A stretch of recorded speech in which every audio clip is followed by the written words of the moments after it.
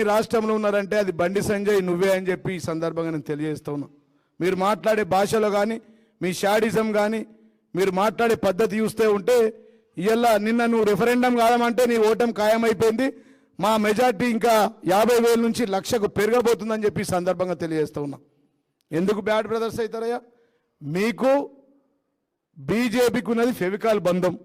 ఇక్కడ 2 పార్టీల నుంచి అనుకొని నేను నవీన్ యాదవ్కి ఇప్పిస్తా టికెట్, నువ్వు లంకల దీపక్కి ఇప్పి అని చెప్పి మాట్లాడుకున్నది రేవంత్ రెడ్డి ఈ కిషన్ రెడ్డి అని చెప్పి సందర్భంగా తెలియజేస్తున్నా. ఎందుకంటే రేవంత్ రెడ్డి అనేట ఆయన నవీన్ యాదవ్కి ఇప్పించిన టికెట్ సింగిల్ పేరు పంపించిండు. అదేవిధంగా లంకల దీపక్ అయినా అనేట ఆయనకు ఎప్పటి నుంచో ఫాలోవర్ కిషన్ రెడ్డికి. వీళ్ళిద్దరూ నిన్న కలుసుకున్న సంఘటన చూపిస్తే చూస్తూ ఉంటే మీకే తెలుస్తుంది వాళ్ళు ఎట్లా కలుసుకొని ఏం మాట్లాడుతుర్రో.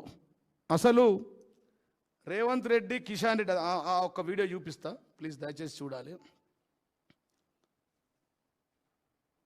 రాజేష్ పంపవద్దు. ఆ వీడియో చూస్తేనే వీళ్ళ బంధం ఎంత చూస్తుందో చెప్పినది నిన్న. ఢిల్లీలో ఫైటింగ్, గల్లీలో మిలాఖత్, ఢిల్లీలో ఫైటింగ్, గల్లీలో మిలాఖత్, ఢిల్లీలో ఫైటింగ్. बड़े भाई माशाअल्लाह, छोटे भाई सुभान अल्लाह, बीच में नवीन यादव, लंकला दीपक, अल्हम्दुलिल्लाह. बड़े भाई माशाअल्लाह मोदी, छोटे भाई सुभान अल्लाह, बीच में दोनों मिल रहे.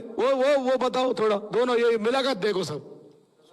अभी सलमान भी बोलेगा कैसा है फेविकल बंधम.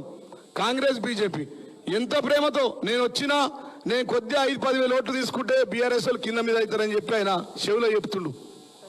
గట్లా జరుగుతుందా? లోకంకి ఇంత ఎడ్డిరా? ఇగో మా మళ్ళీ ఒకసారి ప్లే చేయి. ఇద్దరు అలాయ్ బలది చూపి అన్న, మంచిగా ఉందా కలయిక? గట్టిగా అమ్ముకుంటారు చూడు. రా అన్న రా. చరిత్ర ఇది. అంటే లంకల దీపకు నవీన్ యాదవ్ అలాయ్ బలై చేసుకుంటారు.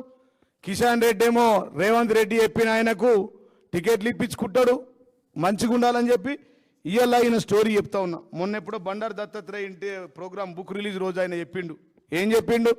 నా ఎల్కేజీ ఆర్ఎస్ఎస్, కాలేజ్ ఏమో టీడీపీ, స్కూల్ కాంగ్రెస్లో ఉద్యోగం చేస్తున్నా అని చెప్పిండు.